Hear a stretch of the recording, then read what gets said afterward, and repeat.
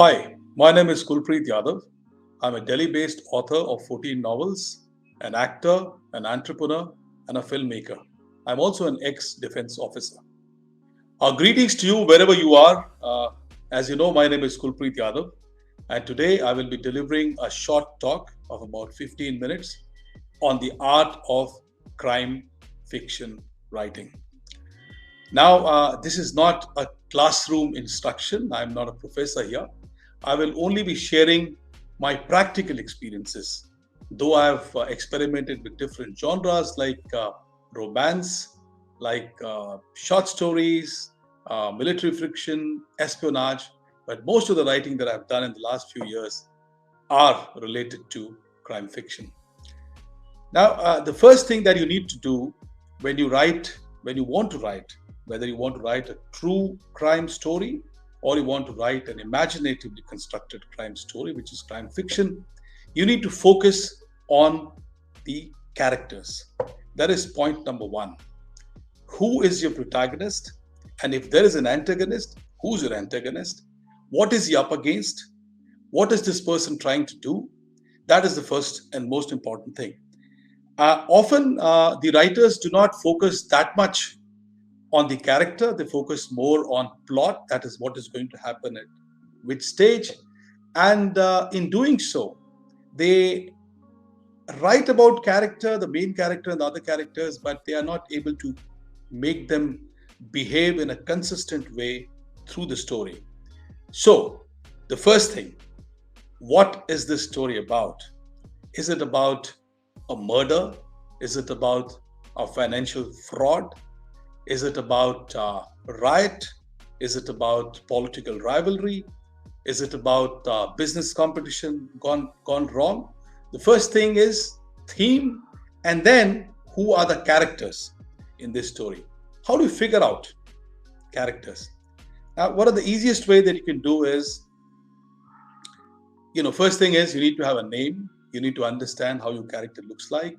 How tall is he? How short is he? What is his hairstyle? His way of speaking, his behavior, his motivations, his fears, his anxieties, his fantasies, etc. And you need to write it down. I've learned it the hard way. Once you spend about, let's say, from few days to few weeks, whatever makes you comfortable, if you spend a lot of time in trying to understand your character, you will be able to make sure that your character behaves in a consistent manner through the story. That's point number one. That you need to take care when you write crime fiction.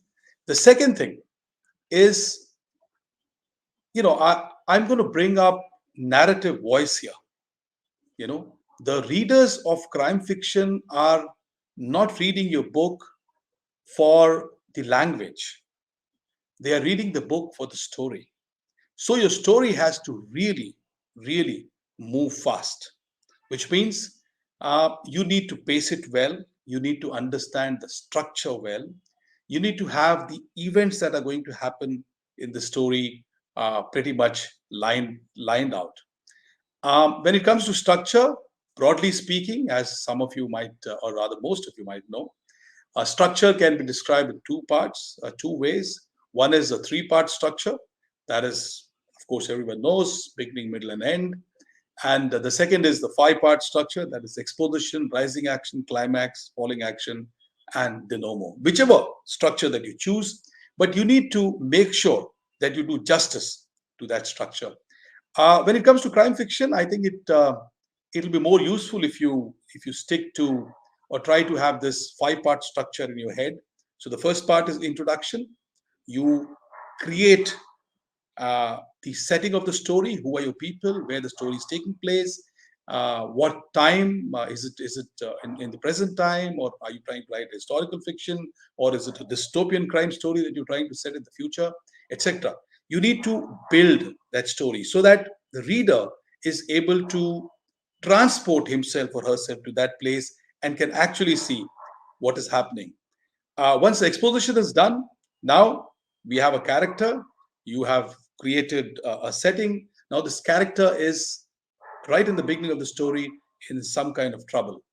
Now, how that character solves that trouble is the story. So when you say rising action, whatever action your character is trying to take, the problem that is surrounding him should really multiply, continuously multiply as the story progresses, because the reader should feel the tension and the pressure that the character is in till the time you take it to the climax, at which point the stakes are the highest. And then finally, you have falling action when the things start falling in place, and then and in the end, you have a conclusion, what we call as the denouement.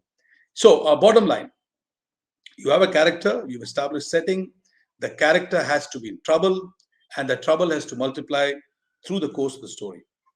Now, these are things that actually apply to any kind of writing that you do. Coming specifically to crime fiction, I think one of the things that you really need to understand is police procedurals. How the investigating agencies, whether it is police, whether it is government intelligence agencies, or it is private detectives, etc., how do they work? In what way their mind works? What is the procedures that they follow? Um, what is the use of technology that they are doing now? If they do DNA analysis, how much time does it take? How expensive is that whole process? Um, what all clues can a criminal leave behind? All this, as a crime fiction writer, you need to understand and know about it very well. Not just what happened in the past, but also as the technology is pacing, you need to keep a track of that so that you're able to bring in all these smart new things into the next book that you read. I've come across writers and aspiring writers. They want to write crime fiction, but they don't even understand. When it comes to, we're talking about India here. Most of the audience, I presume, will be Indians. So when you talk about crime taking place in a particular police jurisdiction, then it is likely to be investigated by who? Will it be investigated by, let's say, IPS officer, or by the station house officer, that is the senior most officer under whose control is a particular police station? Once that happens, how will the documentation take place, Panchnama? And if your crime fiction also involves the court cases, then you need to understand the legal aspects of of India very well to give it that authentic flavor to your story. Um, you also need to understand how human mind works, particularly how a criminal mind works. Now, criminal psychology is a very vast subject.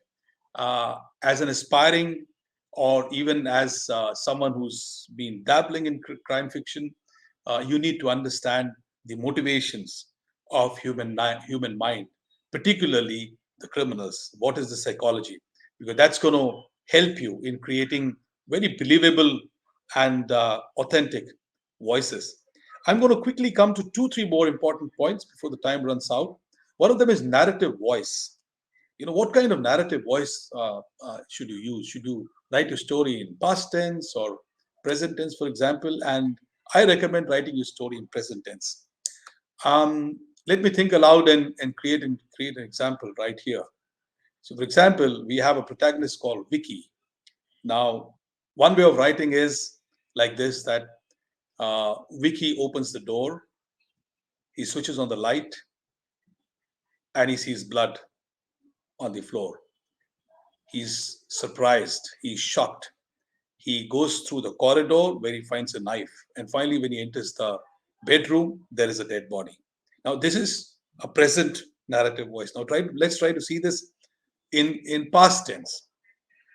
Now, you say like this: Vicky went to the bedroom. He saw blood on the floor there. He was shocked.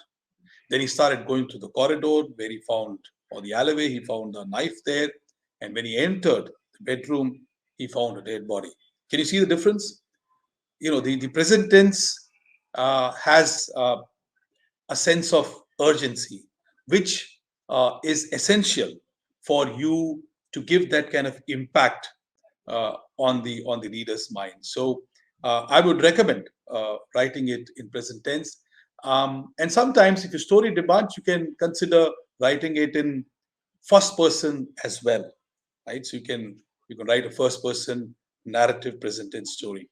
Another point that's very important is sentence construction. So as I said earlier, uh, the readers of crime fiction are not reading your book for the flavor of the language. It's not something. It's not art form in that sense when it comes to language. They're reading it for the story. So your sentence construction becomes very important. Don't write long sentences. Don't write complex sentences. Try to keep your sentences very short, very to the point, so that uh, the reader remains very very close to the story. You don't let the reader go away. So try to focus on that. Another point is, when it comes to crime fiction, I think it really pays a lot if you uh, write more dialogues and focus less on description, right? So, for example, we've just built something here, and if you take on from this, let's say Vicky runs out of the house, and because his phone is discharged, and he goes to the guard down below, and he calls the police.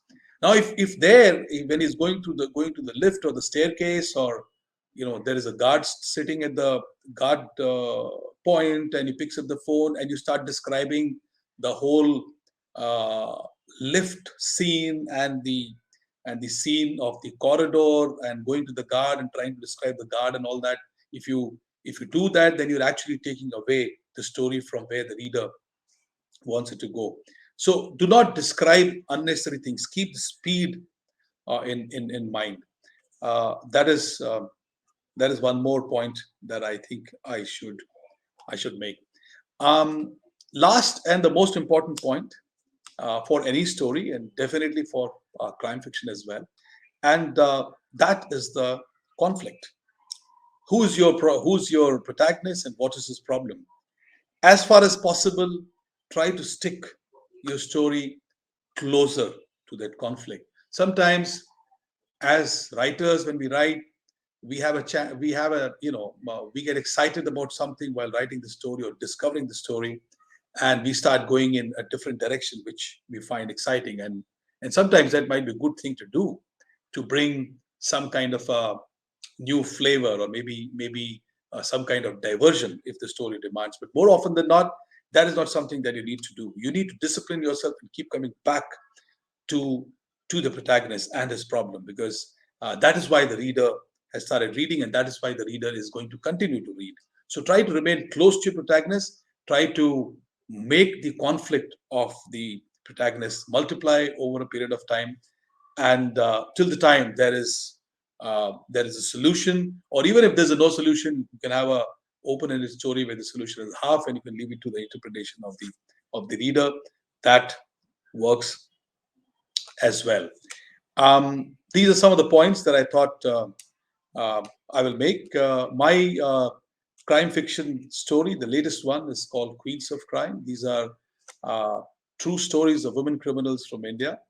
Um, and while I'm talking to you about my book, the if you are trying to write not crime fiction but true crime, then research becomes a very important point.